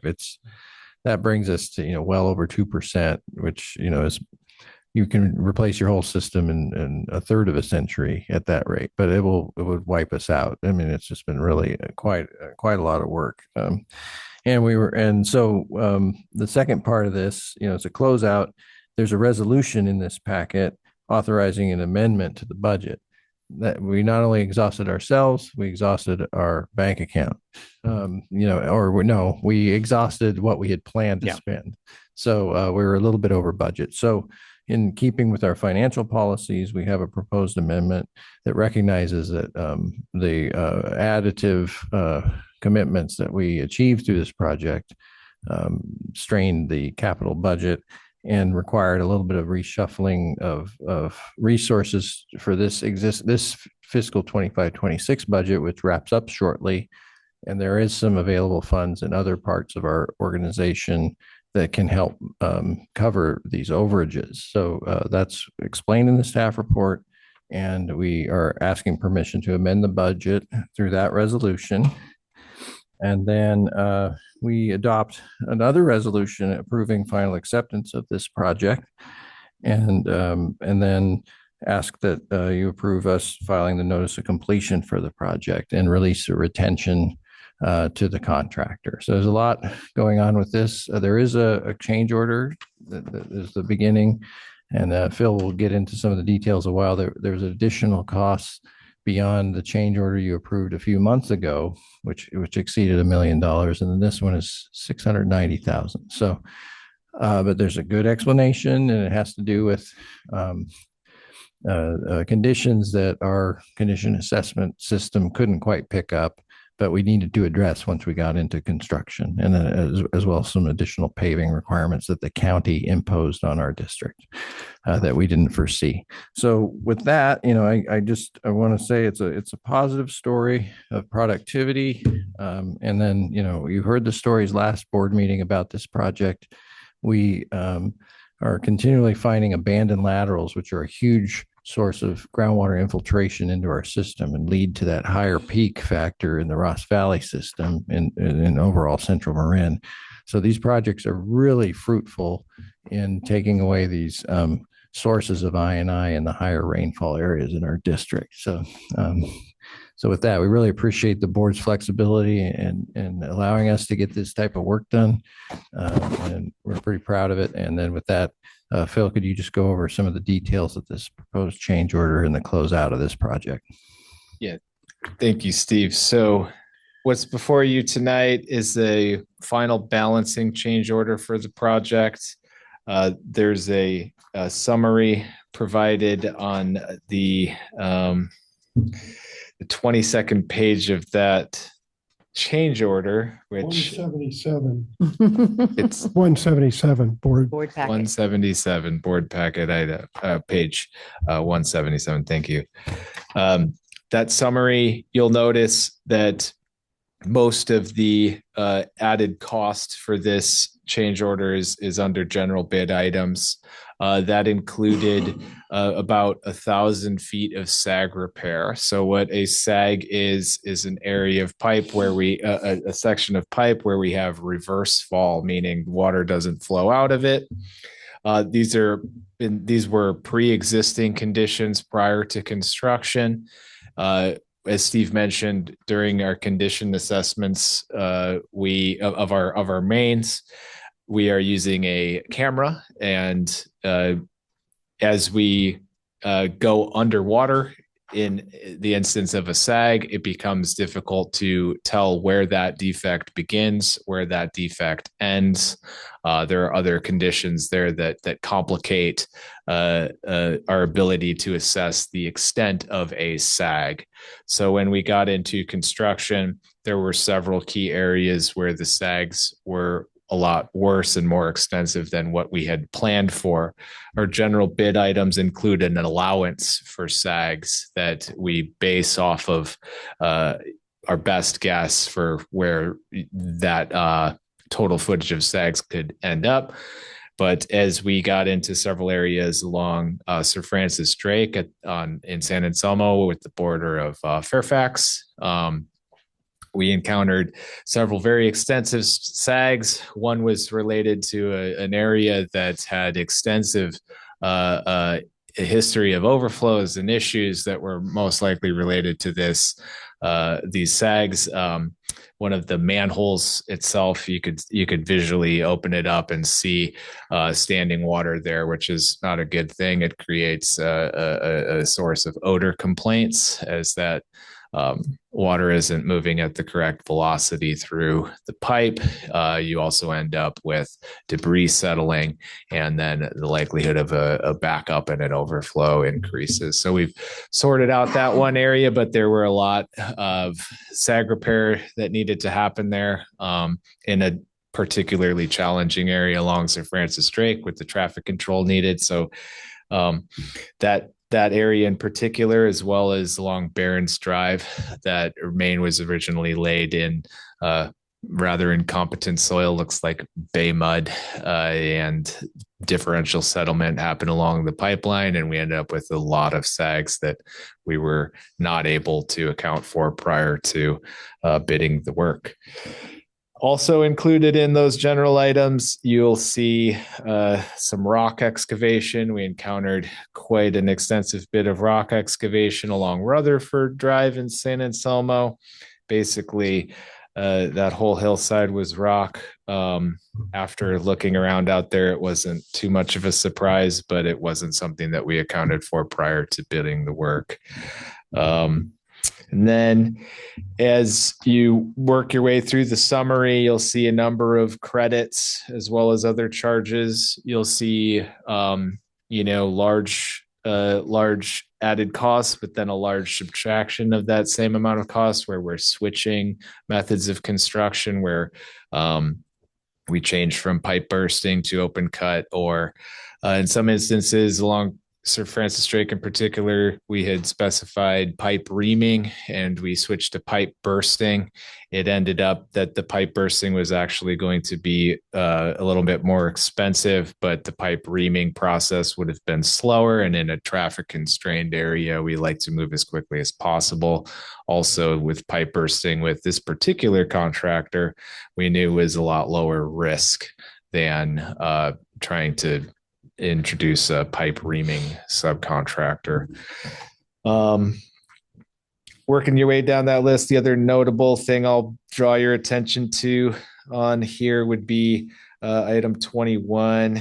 This is additive for a hot mix asphalt, which exceeded our estimates based upon county standards. We create an estimate for how many tons of hot mix asphalt we're going to need to grind and then place back. The County of Marin has a lot of rules in their standards that make it difficult to predict. For example, if you enter into a cul-de-sac and you cut through, if your alignment, our trench was maybe 3 feet wide of paving, and there happened to be a manhole that just barely went into what was then the second quarter of the cul-de-sac, you end up having to pave the entire cul-de-sac. And there were multiple cul-de-sacs in county jurisdiction. The biggest one I can remember was on Sherwin Drive. Sherwood. Thank you. Off of Barron's. And it's a massive cul-de-sac that we were responsible for paving. So, and yeah, insult to injury is that the pavement condition wasn't even that bad in that cul-de-sac, but rules is rules, I guess, in the eyes of that particular instance. Sherwood's not a county maintained road? It's county. Oh, it is. It's within county jurisdiction. I believe it's county maintained as well. Yeah. I mean, Stadium Way is not. Right. We can close it off. Yes. And tell you all you So, need to. yeah, so I'm not going to make a joke about Sherwood and Robin Hood and all that.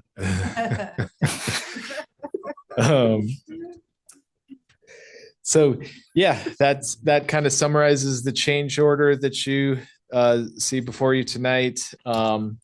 And yeah, as Steve mentioned, very successful project that we're wrapping up with Glossage. Yet another success story, I would say. The amount of work that we were able to complete was, I know that district staff alone, they frequently comment on multiple areas from this project and how much easier their access is, how many former problem areas have been addressed, as well as reducing the risk of overflow and all of that for benefit for the public, and all the pavement that the county got as well. So hopefully some of it was a perceived benefit for them. Yeah, this project had a lot of things. There was the Stadium Way fly line. There was the Wolf Canyon, get rid of the manhole under the flagstone and create access, an area. And just there were a lot of specific areas that we addressed that had O&M concerns. It was a rewarding project. Okay. Questions? Okay. Comments? No. Anybody on the public? Anybody on Zoom? Okay. Do I have a motion then? Sure. I recommend that move that we approve contract change order number 3 in the amount of $690,173.62. Adopt resolution number 26-1684, authorizing an amendment to the fiscal year 2025-26 budget. Adopt resolution number 26-1685, approving final acceptance and authorizing general manager to file notice of completion for the fiscal year 24-25 gravity sewer improvements project with Glossage Engineering Incorporated, and to authorize release of the 5% retention within the 35-day lien period. Second. All in favor? Aye. Motion approves. And Phil, you can finally sit down. Thank you. Thank you. Thank you, Phil. Okay. Moving on to item number 17. Hang on one second. Let me just cross it off because that's how I do these. We'll conduct a public hearing. So item number 17 is to conduct a public hearing and receive the vacancy report in compliance with AB 2561. I will now open the public hearing on this agenda.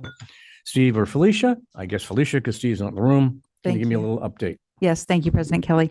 This item is being presented in accordance with AB 2561, which was adopted last January 2025, which requires public agencies to conduct a noticed public hearing each fiscal year prior to budget adoption to present information on the status of job vacancies, as well as recruitment and retention efforts. As noted in the staff report, the district had 2 vacancies as of May 1, 2026. Since that time, 1 position has been filled by a limited term administrative coordinator who started this Monday, and the remaining position is currently on track to be filled by the end of the month. These updates reflect the district's ongoing recruitment efforts to promptly fill vacancies and maintain operational continuity, as well as its broader focus on retaining qualified staff through competitive practices and supportive workplace initiatives. As stipulated by AB 2561, the district notified AFSCME, the union representing operations employees, of tonight's public hearing should they wish to provide comment or participate. And Okay. that concludes my report. Thank you. Thank you. Any member of the public interested in commenting is invited to comment now. Do we have nobody in the room? Do we have anybody on Zoom? Okay, well, thank you very much. I'm going to now close the public hearing and move on to the next item. No, wait, the board. Well, we need to conduct a public hearing. I don't see any action. Do we have an action? There's no action. We conducted the public hearing. Well, I was going to ask, how many people applied for the union position? 62 62. for one position. Yes. That's not bad. Well, that It's- was the one that San Rafael Sand was having trouble filling, if I'm not right. That may be the case. I believe SE2 is also looking for maintenance employees. 62 applicants. That's right. I think that reflects a salary differential, correct? That and I think our recruitment efforts here at the district have really improved, as well as the district's reputation for being a fine place to work. That's what I think. Okay, let's move on to number 18. Consideration of accepting the district's draft fiscal year 26-27 budget and provide direction to staff. And for that, I had to go to a whole nother binder.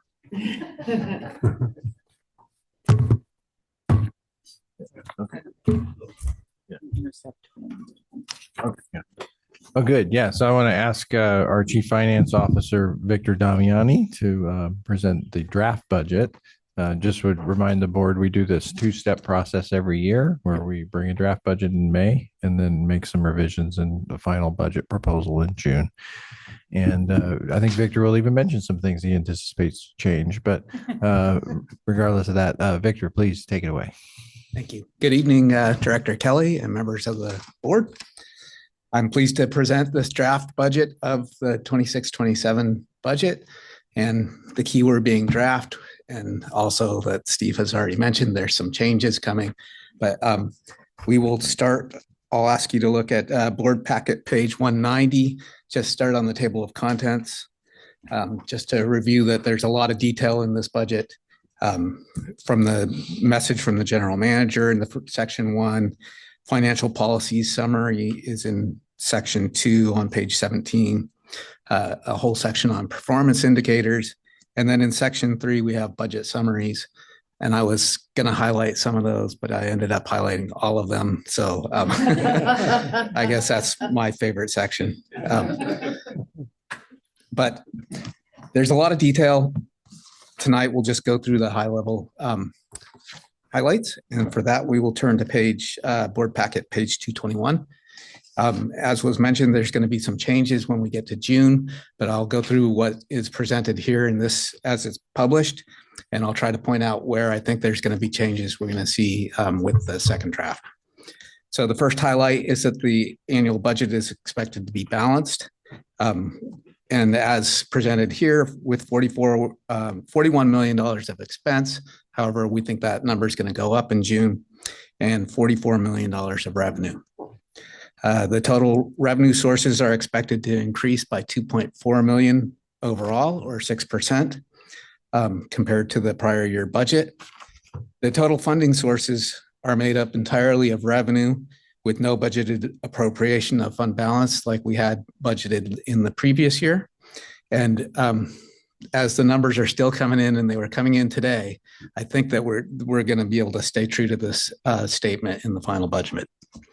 The total expenditures are expected to decrease 2.9 million, or 7%, as compared to the prior fiscal year budget. And that's a number that we think is going to change. It's going to be revised upwards. So next, to get into some of the details, if you look at board packet page 222, this table is our total enterprise funding and sources, funding sources and uses. And this table is, as it says, is enterprise-wide. This incorporates all of the department budgets, as well as we also take a look in the budget on a fund level as operating budget or versus capital budget. But this table here, it incorporates all of those. The top section is our expenditures, and the bottom section, the revenues. The two columns we're mostly looking at are budget for fiscal year 2027, and that's highlighted in the box. And then the projection is the column right before there. So you can see that the numbers I mentioned before, our expenditures for fiscal year 27 are proposed in this budget at 41 million and revenues at 44 million, so that we were looking at a net revenue of $3 million. The projections, if you look at the column prior to that, fiscal year 26, we were looking at a net funding position of, or a net revenue of 487,000. That number is probably going to be revised down. Some of these revisions, in fact, substantially are due to the items that you just reviewed in this agenda. The Fairfax project and yes. So if you want to look a little bit more detail at revenues, page board package 223. If you look at the chart below, you can see pretty clearly that we have two main revenue sources, our sewer service charges and our property taxes. Sewer service charges are budgeted at 5% increase year over year, and our property tax is budgeted at 4.5% year over year. And then the rest of them are much smaller items. So we can next take a look at our expenditures on board packet page 231.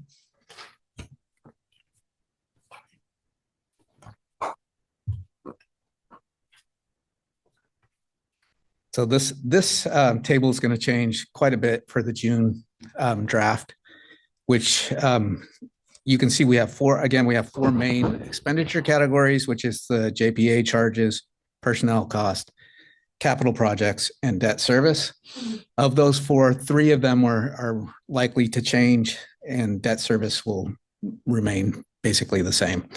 But if we look at the JPA charges, we're expecting to change the number in the projected column as well as in the budget column. Personnel costs are in the budget column are likely to go up slightly as well as in the projected column. And the capital projects, mainly due to the Fairfax project you just discussed, is going to go up. Due to that project, it will go up by $3.1 million. But Steve has been digging through the capital plan and revising it and finding dollars to offset that somewhat.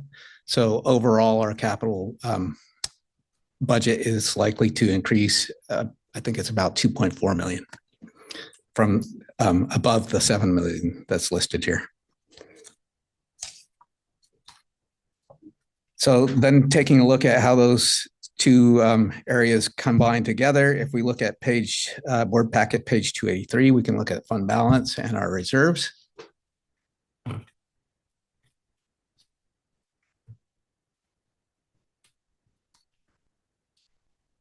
The top table is our fund balance. So projected for fiscal year 2026, we're at $23.7 million.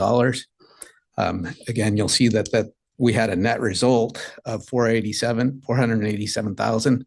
That's going to decrease. So our fund balance will decrease somewhat. And then looking in the budget column, you'll see again that net revenue of $3 million. That's going to be much lower.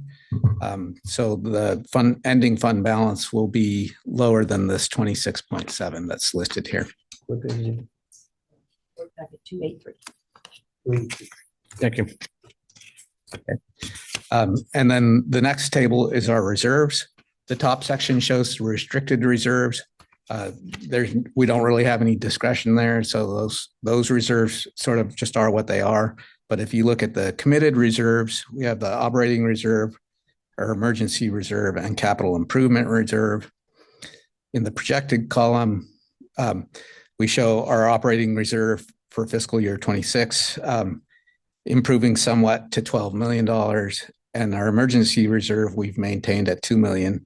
But in the projected column, we had zero in the capital improvement reserve. In the budget column for fiscal year 27, we had $13.3 million in the operating reserve. that would be fully funded according to the board targets. 2 million in the emergency reserve, also funded according to board targets, and a recovery somewhat of our capital improvement at 1.6 million. Whereas the board target, which if you're interested, look, is on the following page, page 284. I have the board targets listed. The capital improvement reserve is 5.3 million. So we had made some progress at 1.6 million, but with the changes due to the Fairfax project, that number is likely to be much lower when we get to June. So like we said, there's going to be quite a few changes when we get to the June draft. However, I will bring out a reconciliation so we can see where we were in May and how we got to June when we next month when we bring the budget back. So that's all I had in case unless there are any questions. Tom, any questions? Well, we went over this in Yeah. great detail yesterday. We did. And I learned a lot of this, but you know, everything is, our finances are quite good. We're having trouble funding our capital reserve because we're doing too many projects. Yeah. But everything else is Yeah. fine. Agreed. And our cash flow will be fine. Yes. That's why we have that cash flow chart that we see every month. So our cash is fine. We just, And if we could use our emergency reserve if something like broke that we had to fix, right? What is, that's what it's for, Okay. actually. Yeah. so what is the capital reserve is not for emergency capital work? It's for, The target reserve is based on a 5-year capital plan. So it's 50% of the 5-year capital plan. So the idea would be to have some money in the savings account to fund the capital I see. program. I see. And we keep trying to put money in the savings account and somebody keeps moving it to the checking account. well, it's pay as you go, but we're going. Well, exactly. Yeah, That really okay. well stated. Yes. The capital reserve is to pay for projects. I that feel the go same way over about a budget. savings account. I'm like, why do you just look at it? Yeah. Okay. The Got it. capital reserve is Thank to pay for capital projects that go over budget, and we've had a few go over budget, most not, but Yeah. that's what it's for. Thank you, We're Victor. using This that. looks beautiful. It's again, very easy to read, which is nice. Yeah. Pretty comprehensive. I did go Very looking for Larkspur Landing for a little bit of time before I realized that has not been realized yet. Yeah. There's one other thing I thought I forgot to point out is the department sections this year have been expanded somewhat to have our accomplishments, each department's accomplishments and goals for the following year. And that's a new item in the budget. So And I would add, thank you very much, Victor, for an excellent presentation and excellent work on preparing a draft budget. And I know we put you through the paces this year. So thank you again. And you'll be making, as he noted, several changes to prepare for the final budget presentation in June.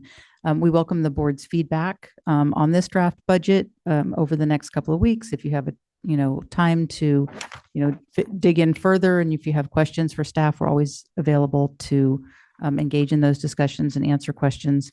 The final budget, we would ask, is there be kind of a hard stop for changes so that we can get into publication, say by June 1. The other thing I would say is that at the June meeting, we do still plan to present a balanced budget. That's a priority for the district to present you a balanced budget. And we will be doing that, as well as presenting to you a budget that's eligible for the GFOA Excellence in Budget Award. So those are priorities for us. We did receive some edits already from the Finance Committee, and we'll be incorporating those in the final budget as well. And I think that concludes, my final comments. Thank you. Thank you very much. I'd like to make a motion. You want a motion? Yeah, I'd like to move that we accept the draft fiscal year 27 budget and provide direction to staff in preparation of the final budget to be presented at the June meeting. And your comments are required by June 1. Second. All in favor? Aye. Aye. All in favor? Aye. Aye as well. Motion carries. Thank you very much. Victor, thank you. Great job. Excellent. Thank you, Victor. Appreciate it. We're going to move on to number 19, consideration of adopting the updated Ross Valley Sanitary District Administrative and Personnel Policy Book. I've got to get my separate binder out. Back to binder number 1. Felicia, would you like to introduce this item? So Yes. congratulations on reaching this business plan priority, which actually will enable us to formally apply for the District of Distinction Award. So I want to point that out. And Felicia, thank you for all your efforts. Thank you. So the HR committee did have an opportunity to review this item as well as several other items and before them earlier this month. This personnel policy book was first compiled in its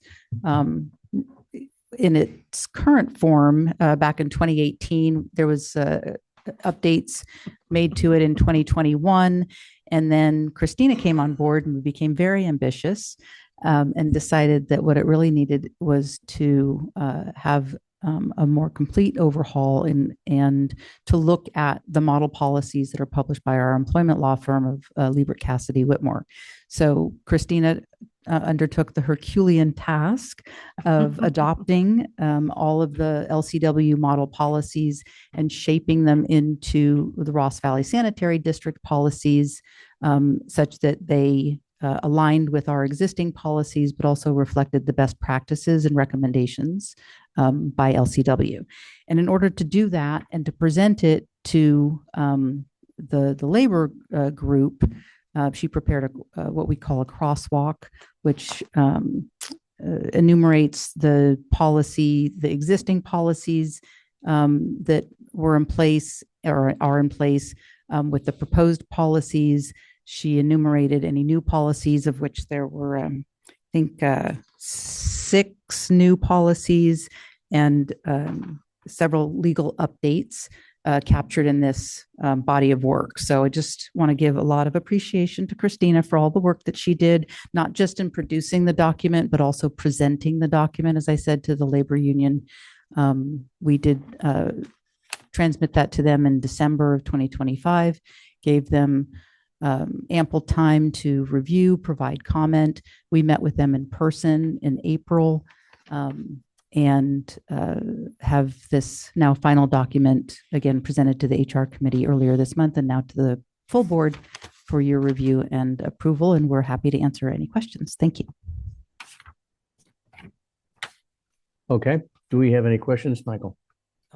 No, we went over it. Yeah, you were at HR. Yeah. Yeah. Okay, Pam. Same here. Very, very comprehensive, easy to read, easy to understand. I can tell you put a ton of work in it, so pay. Is your speaker on? She said Christina put a ton of work in on this and it paid off. And Pam is very happy with it. It's great. Yeah, no, it is. It's lovely. Okay. Public comments, Zoom, no one on. Okay. Can I have a motion?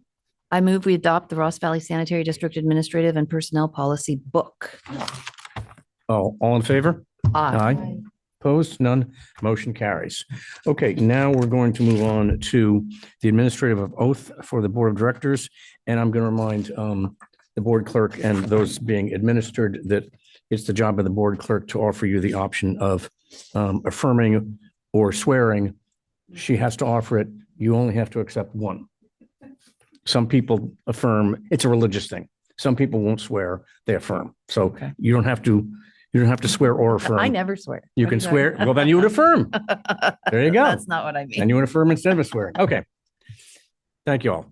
And I'll leave that to you, Christina. Okay, we're going to start with Director Borstein. Would you stand up? Take your oath. I'll say it so you can repeat it. Okay. I, Michael Borstein, I, Michael Borstein, do solemnly swear or affirm do solemnly swear or affirm. I solemnly swear that I will support and defend that I will support and defend the Constitution of the United States Constitution of the United States, and the Constitution of the State of California, Constitution of the State of California, against all enemies, foreign and domestic, against all enemies, foreign and domestic, that I will bear true faith and allegiance to the Constitution that I will bear true faith and allegiance to the Constitution of the United States and the Constitution for the State of California, of the United States and the Constitution for the State of California, that I take this obligation freely that I take this obligation freely without any mental reservation without any mental reservation or purpose of evasion, or purpose of evasion, and that I will well and fully and that I will well and faithfully that's what I meant, discharge the duties discharge the duties upon which I am about to enter. on which I am about to enter. Good job. Oh. Yeah. I don't want the IRS looking into me. All right, Director Gaffney. I, Thomas Gaffney, I, Thomas Gaffney, do solemnly swear or affirm do solemnly swear that I will support and defend that I will support and defend the Constitution of the United States the Constitution of the United States and the Constitution of the State of California and the Constitution of the State of California against all enemies, foreign and domestic, against all enemies, foreign and domestic, that I will bear true faith and allegiance that I will bear true faith and allegiance to the Constitution of the United States to the Constitution of the United States and the Constitution for the State of California, and the Constitution of the State of California, that I take this obligation freely that I take this obligation freely without any mental reservation or purpose of evasion, without any mental reservation or purpose of evasion, and that I will well and faithfully and that I will well and faithfully discharge the duties upon which I am about to enter. discharge the duties upon which I'm about to enter. Congratulations.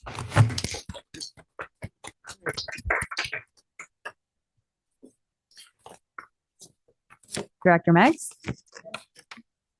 I, Pamela Meggs, I, Pamela May, do solemnly swear or affirm solemnly affirm that I will support and defend the Constitution that I will support and defend the Constitution of the United States and the Constitution of the State of California and the Constitution against all enemies, foreign and domestic, of all enemies, foreign and domestic, that I will bear true faith and allegiance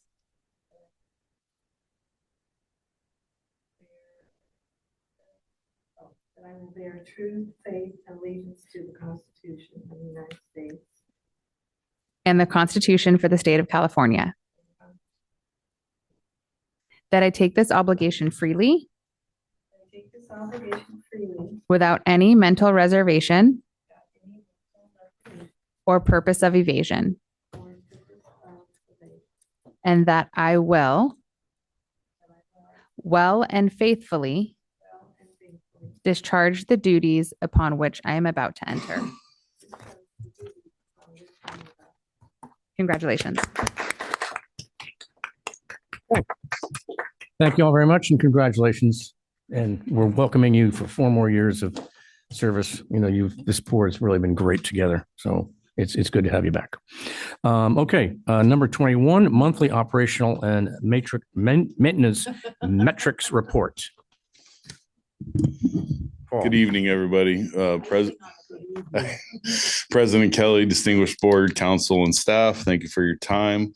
You guys have heard a lot of interesting information tonight. Hopefully I can stand up to all that and get through this without too much. I know you guys have heard a lot. So staff operations, staff completed confined space policy training, which is really training designed to minimize risks associated with accessing spaces with limited restricted entry and exit points that are not intended for continuous occupancy or have possibility of toxic air exposure. Very dangerous environments through our district: manholes, wet wells, grit pits, all the real nasty spots you never really want to go. Thanks for all your support with the equipment. Like Steve mentioned earlier, the new gantry system, staff are able to set up one piece of equipment for this confined space, hook up staff while also hooking up a crane and being able to lift pumps out and do everything in one big setup. It's really nice and very helpful. So this is training on how to properly do all that.